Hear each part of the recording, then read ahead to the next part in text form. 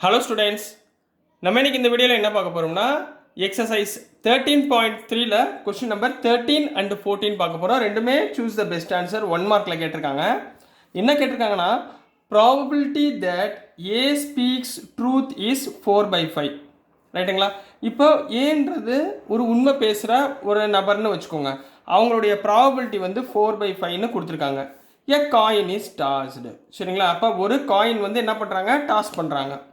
அப்போ capital A reports that a head appears. அப்போ capital ஏ என்ன சொல்கிறாங்க, ஹெட்டு விழுந்திருக்குன்னு சொல்கிறாங்க. அதாவது ஏ சொல்கிறது ட்ரூத். சரிங்களா? That probability that actually there was head is. அப்போது இந்த ஏன்ற சொன்னாங்க பார்த்தீங்களா, ஹெட்டு விழுந்திருக்குன்னு. அப்போ அவங்க சொல்கிறதுக்குரிய கரெக்டான ப்ராபபிலிட்டி என்னன்னு கேட்டிருக்காங்க.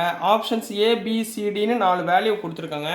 நம்ம பேஸ் தியரத்தை யூஸ் பண்ணி நம்ம இதனுடைய ஆன்சரை ஃபைண்ட் பண்ணலாம். சரிங்களா கண்ணா? ஸோ முதல் என்ன கொடுத்துருக்காங்க, எ காயின் இஸ் டாஸ்ன்னு கொடுத்துருக்காங்க. அப்போ ஒரு காயினில் என்னென்ன விழுகும், ஹெட்டு டெய்ல். சரிங்களா? So let head and tail events for head and tail. சரிங்களா? Head and tail.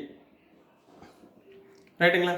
இப்போ ப்ராபபிலிட்டி ஆஃப் ஹெட், ஒரு காயினில் ப்ராபபிலிட்டி ஆஃப் ஹெட் என்ன, ஹெட்டு ஒரு வாட்டி தான் விழுக போகுது. எத்தனை சைடு இருக்குது, 2 சைட்ஸ். அப்போ 1/2. ப்ராபபிலிட்டி ஆஃப் டெய்ல் என்ன கண்ணா, அதுவும் 1/2. ரைட்டுங்களா? இப்போ நம்ம என்ன கண்டுபிடிக்க போகிறோம், ஹெட்டு விழுகணும். சரிங்களா? அண்ட் பீன்ற ஈவெண்ட்ஸ் யார், ஏன்ற நபர் ரிப்போர்ட் பண்ணுறாரு. என்ன ரிப்போர்ட் பண்ணுறாரு, ஹெட்டு விழுந்திருக்கு அப்படின்னு ரிப்போர்ட் பண்ணுறாரு. சரிங்களா? அப்போ இப்போ என்ன பண்ண போகிறோம்னா, லேட் பீன்ற ஒரு ஈவெண்ட் எடுக்க போகிறோம். இஸ் ஈவெண்ட் என்ன ஈவெண்ட்டாக இருக்குது, for capital A reports head. Capital A என்ன சொல்கிறாரு, காயினை டாஸ் பண்ணுறப்ப என்ன விழுந்திருக்குன்னு சொல்கிறாரு, ஹெட்டு விழுந்திருக்கு அப்படின்ற மாதிரி சொல்கிறா அப்படி. சரிங்களா? அப்போ பீன்றது ஈவெண்ட் ஆஃப் ஹெட் அப்பியர்ஸ். அப்போ நான் என்ன கண்டுபிடிக்கணும், பை யூஸிங் எதை யூஸ் பண்ண போகிறோம், பேஸ் தியரம் யூஸ் பண்ண போகிறோம். By using Bayes theorem. சரிங்களா? நம்மளுக்கு என்ன விழுகணும், ஹெட்டு விழுகணும். இந்த ஹெட் தான் விழுந்திருக்குன்னு யார் சொல்லணும், கேபிட்டல் ஏ சொல்லணும். அப்போ கேபிட்டல் ஏ சொல்கிறதுக்குரிய ஈவெண்ட் என்ன, பி.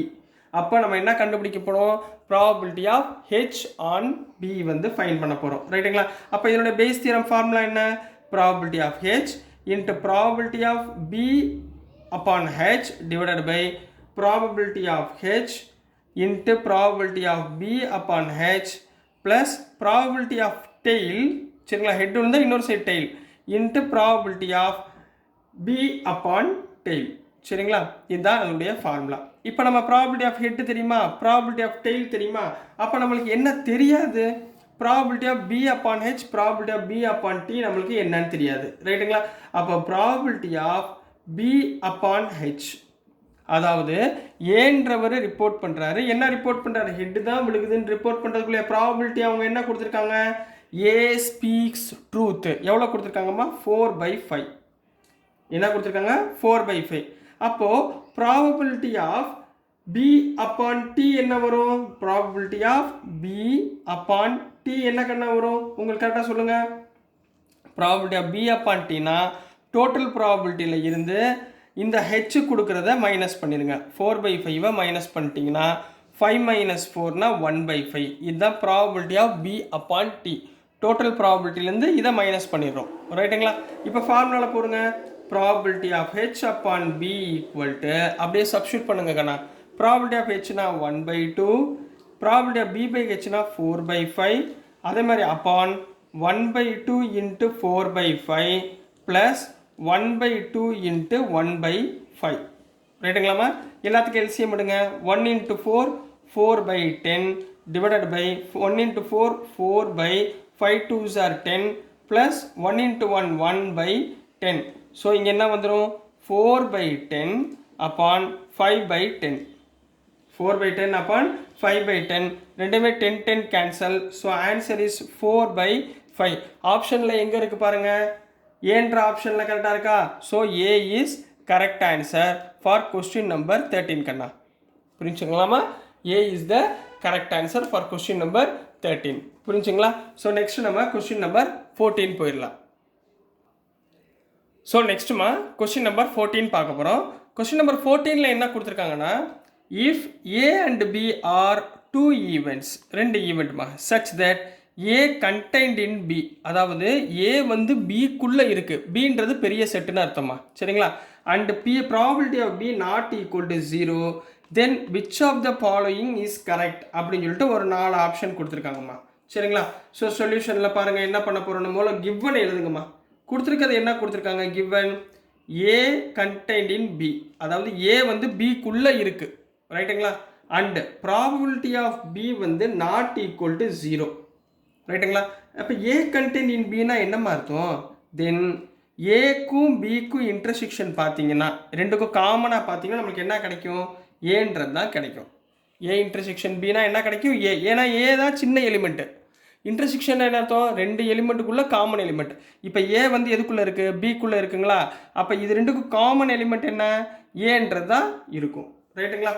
இப்போ பாருங்கள், நம்மளுக்கு கண்டிஷனல் ப்ராபபிலிட்டி தெரியுமா, என்ன தெரியும், we know that probability of A upon B equal to, என்ன ஃபார்முலா தெரியும், probability of A intersection B divided by probability of Bன்னு படிச்சிருக்கோங்களா, ரைட்டுங்களா? இப்போ பாருங்கள், ப்ராபபிலிட்டி ஆஃப் A இன்டர்செக்ஷன் Bனா என்ன எடுத்துருக்கோம், ப்ராபபிலிட்டி ஆஃப் ஏன்னு எடுத்துருக்கோமா? அப்போ இது என்ன பண்ணலாம், ப்ராபபிலிட்டி ஆஃப் A இன்டர்செக்ஷன் Bக்கு பதிலாக probability of A by probability of Bன்னு போடலாங்களா?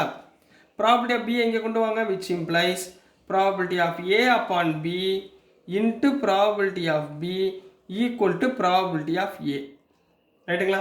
இப்போ இது ரெண்டும் ஈக்குவல்மா, இது ரெண்டும் என்னது, ஈக்குவலாக இருக்குது, சரிங்களா? அப்போ இது ரெண்டும் ஈக்குவலாக இருக்கிறப்ப probability of A upon B probability of A விட என்னவா இருக்கும், பெருசாக இருக்கும். then probability of A upon B is greater than or equal to probability of A, சரிங்களா? ப்ராபபிலிட்டி ஆஃப் ஏ விட probability of A upon B என்னவா இருக்கும், greater தெனாக இருக்கும். So C is correct answer.